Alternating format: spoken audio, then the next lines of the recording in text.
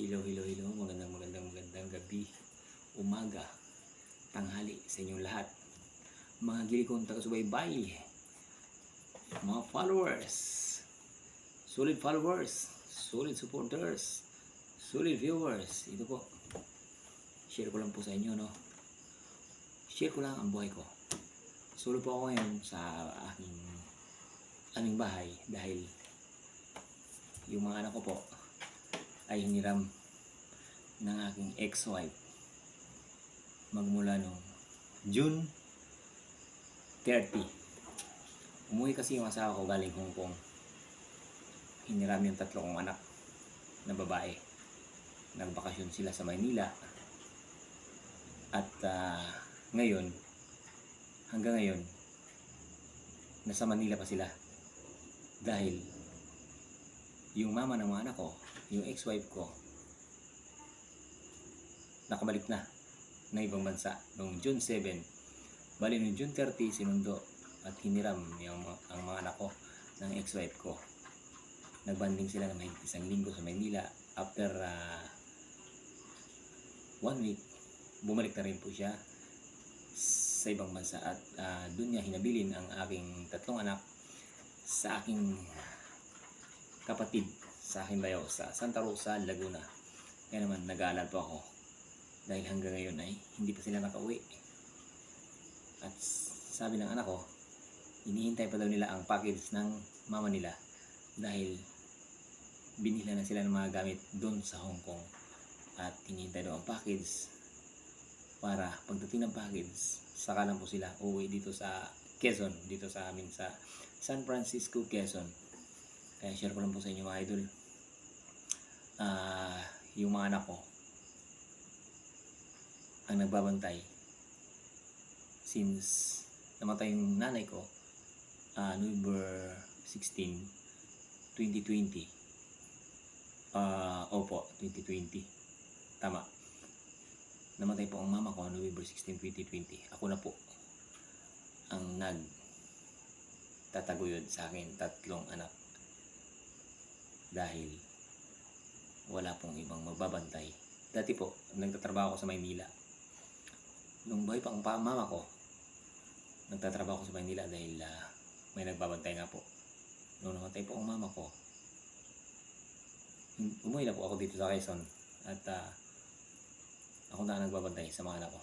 Dahil hindi natin pwedeng ipagkatiwala ang ating mga anak, lalo na yung mga anak ko puro babae. Panganay ko ay grade 9, ngayon pasukan. Pangalawa ko ay grade 6 at saka grade 4. Puro po sila babae. At share ko lang po sa inyo mga idol. Ang hirap po pala ng maging nanay at tatay sa pamilya. Lahat ng problema, lahat ng gawain ng nanay, lahat ng gawain ng tatay, kargo mo. May problema, hindi maiwasan na ramdaman. Wala kang ibang tatawagin kundi ako lang. May sakit ang anak ko, ako lang. Hindi pwedeng pabayaan mo sila. Mahirap. Kaya shoutout po sa lahat ng mga nanay at tatay sa pamilya. Dahil mahirap po pala ang maging nanay at tatay. Hindi naman ibig sabihin talaga ako ang solo akong nagtataguyod sa mga anak ko. Dahil yung nanay ng mga anak ko, yung ex-wife ko, ay sumusuporta din naman sa araw-araw na pangangailangan ng aking mga anak. Magmula nung siya ay nag-abroad. Nag-abroad siya since 2017 po hanggang ngayon. Matagal na po siyang hindi nakauwi. Mula nung sa Jordan siya, isang beses siya umuwi at nung nag-Hong Kong siya ngayon, isang beses din siyang umuwi. Bali, umalis siya. Yung bunso ko ay 1 taon at yung panganay ko ay grade 2. Umalis yung ex-wife ko. Grade 2 yung panganay ko na grade 9 na ngayon sa pasukan. 7 years po bago siya umuwi. At ngayon, mayroon po akong i-share sa inyo, mga ginigilig kong taga-subaybay. Sana po palarin at sana tuloy-tuloy na ang aking gawain. Kasi sa mundo ng pagbablog, sa mundo ng vlogging, share ko lang po sa inyo, mahirap po ang pumasok sa vlogging. Dahil alam niyo naman po, karamihan sa mga vlogger bago sumikat, taon po ang binibilang. 1, 2, 3, 4 hanggang 5 taon. Pero hindi po ako sumusuko. Tuloy pa rin. Dahil naumpisan ko na eh. Alam niyo mga idol, kaya nagpupursige ako sa larangan ng pagbablog. Nagpupursige ako sa pagbablog dahil mayroon akong goal para sa sarili ko. Goal na kung saan para sa aking kalusugan. Dahil may pinagdadaanan po ako. Alam niyo mga idol, hindi halata sa aking postura. Akala nyo wala akong pinagdadaanan. Meron po akong problema sa puso. May UTI ako sa puso. UTI, umibig tapos iniwan. Hindi ko.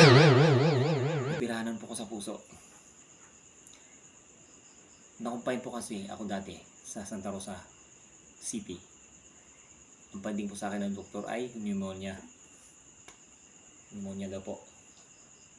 Sa madalit sabi, gumaling ako nung pagka-combine ko sa Santa Rosa City. Gumaling ako sa findings ng pneumonia. Bumalik ako sa trabaho at hindi ko sukat akalain sa pagbalik ko sa aking trabaho ay bumalik din yung sakit ko. Kaya naman, akala ko katapusan na ng buhay ko nung time na yun. At alam niyo mga idol, after nun, nung na-hospital ako sa Santa Rosa City, nung pagkabalik ko, nung bumalik, yun nga po, yung naramdaman ko, lumubo na po yung buong katawan ko. Lahat namanas na, hindi na ako makahinga, lumaki na yung tiyan ko. At yun, napagpasyahan ko na naman sa sarili ko. Sarili ko ang pinupursigi ko. Hindi yung ibang tao. Kasi alam ko nahihirapan ako eh. Sabi ko sa kapatid ko, ate, kailangan nyo na naman akong isugod sa ospital. Pero hindi na sa Santa Rosa City dahil galing na nga po ako doon. Kaya nag-iba kami ng ospital. At ang tumulong sa akin, yung biyanan ng kapatid kong bunso na babae. At yun nga po, nagpadala ako mismo ang nagdesisyon na ate, dalhin niyo ako sa hospital. At napagdesisyon na namin na sa Batangas ako dadalhin. At yun, sa awa ng Diyos, nung pangatlong araw na pagka-combine ko sa Batangas, medyo nag-iba ang resulta. Parang lumuwaglong pakiramdam ko dahil nilapatan ako ng mga pangunahing lunas at nilistahan ng walang gamot. After 1 week, nakalabas na rin po ako. At ang findings nga po sa akin, may tama yung puso ko. Yung puso ko, yung dalawang ugat ng puso ko ay may tagas. Kailangang operahin. Dahil pag hindi daw operahin,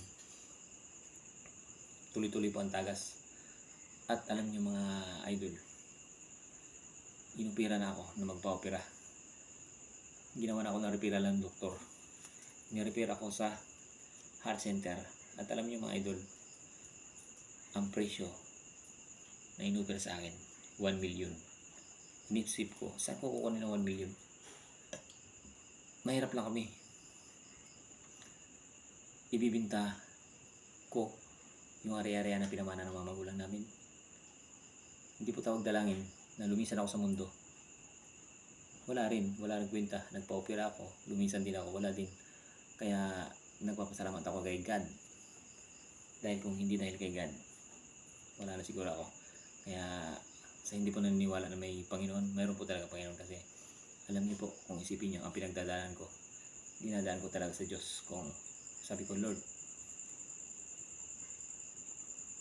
bigyan mo pa ako ng habang buhay dahil marami pa akong gagawin. meron pa akong obligasyon na hindi ko dapat talikuran. Kaya siguro narinindigan na may kailangan pa akong gawin. Kaya alam nyo mga idol, kaya ako pinasok ang mundo ng vlogging. Dahil kung sakaling pala rin ako sa pag-vlog, ang goal ko ay magpapa-opera ako. Hindi po alam ng pamilya ko, ngayon ko lang to sinabi sa video ko, na ang goal ko po talaga ay magpapa-opera ako. Dahil hindi lingid sa ating kalaman, pagsiswertihin ka sa pag-vlog, milyon-milyon po talaga ang kikitain natin. Kaya para po sa kalaman ng lahat, sa history ng buhay ko, ngayon alam nyo na po kung bakit ako nagpupursige na magbablog. Dahil may goal po ako para sa aking kalusugan. Kaya shoutout po sa lahat ng mga baguhang vlogger na sana huwag nating indahin yung mga pamabash ng mga basher natin. At akala nyo mga idol, sa tingin nyo ay healthy yung mga vlogger, hindi nyo pala alam ang mga binagdadaanan sa buhay. Kagaya lang po ng ating vlogger na sumakabilang buhay na si Dong Sapatan.